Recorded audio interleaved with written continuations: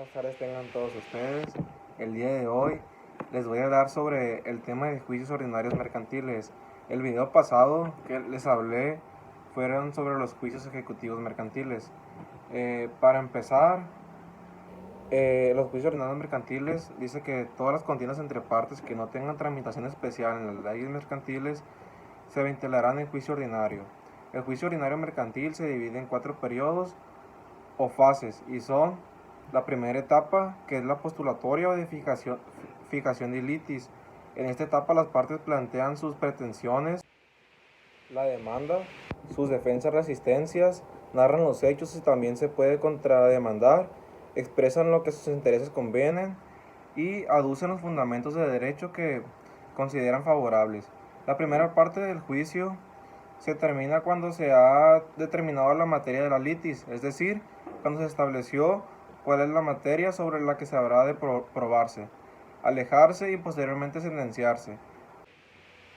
Segundo, dentro del campo jurídico, principalmente en el aspecto procesal, tenemos que la prueba es el instrumento por el cual las partes en el juicio pretenden el cercioramiento del juzgador acerca de los hechos discutidos en el proceso, es decir, son los medios de su convicción por los cuales el actor pretende demostrar la procedencia de su acción, y el demandado justificar las excepciones opuestas en contra de la acción.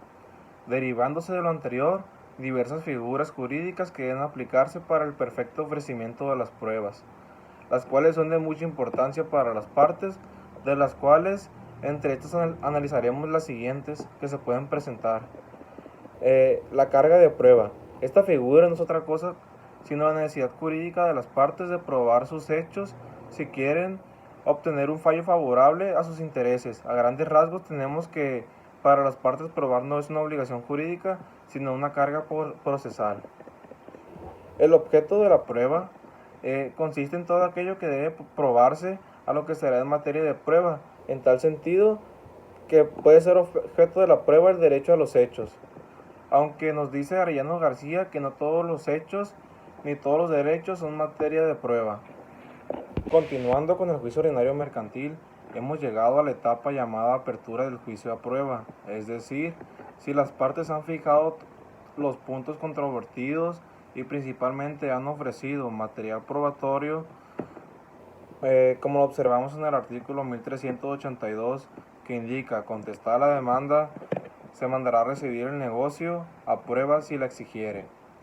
Siendo contradictorio este precepto, toda vez que las reformas de mayo de 1996 se establecen en el artículo 1378, que dice que el escrito de contestación de la demanda se dará vista al actor por 3 días para lo que manifieste a lo que su interés convenga. El término de prueba es ordinario o extraordinario. Es ordinario el que se concede para producir probanzas dentro de la entidad federativa en la que el litigio se sigue, y es extraordinario el que se otorga para que se reciban pruebas de fuera de la misma. Este es la publicación de probanzas.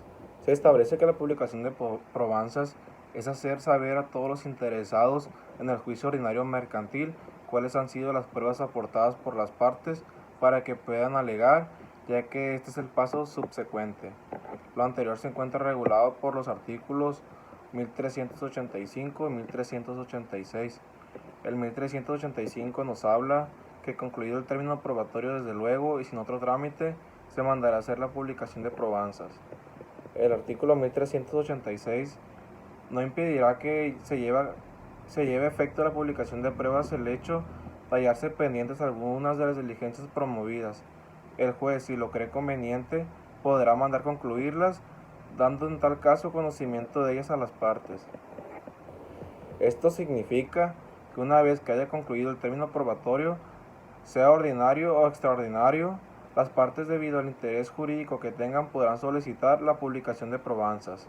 Es decir, que tal disposición no establece si el juez lo tenga que hacer o no de oficio, pero las partes lo hacen a efecto de impulsar el procedimiento a dicha solicitud.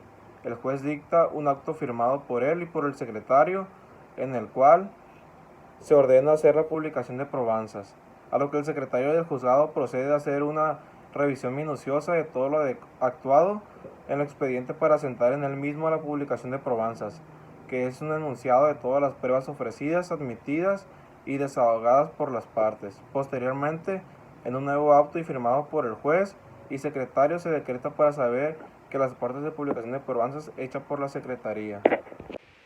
Ahora bien, pasamos a los alegatos. Los alegatos, nos dice Arellano García, son los argumentos lógicos, jurídicos, orales o escritos, hechos valer por una de las partes ante el juzgador, en virtud de los cuales se trata de demostrar que los hechos aducidos por la parte han quedado acreditados en los medios de prueba aportados en el juicio y que las normas jurídicas invocadas son aplicables en sentido favorable, aparte de que se alega con impugnación de la posición procesal que corresponde a la contraria a la que hace a los hechos, prueba y derecho. Encontrando el fundamento que regula los alegatos en el reformado artículo 1388, que literalmente dice: concluido el término probatorio, se pondrán los autos a la vista de las partes para que dentro del término común de 3 días produzcan sus alegatos y transcurrido dicho plazo hayan alegado o no el tribunal de oficio, citará para oír sentencia definitiva, la que dictará y notificará dentro del término de 15 días. Continuando con la secuela procesal de los juicios ordinarios mercantiles, observamos que el artículo 1389 del Código de Comercio nos indica que pasado el término para alegar, serán citadas las partes para sentencia. Y por último llegamos a las sentencias. Por sentencia debemos entender que es un acto jurisdiccional por medio del cual el juez decide la cuestión principal ventilada en el juicio, algunas de carácter material que hayan surgido durante la tramitación del juicio. Las sentencias, nos dicen en el artículo 1321 del Código de Comercio, son definitivas o interlocutorias.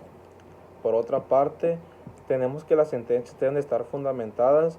Esto quiere decir que el juzgador, al momento de dictar una sentencia, deberá ajustarse a lo que establezca literalmente la ley, o deberá estar en lo que se desprenda de la interpretación de esa disposición legal.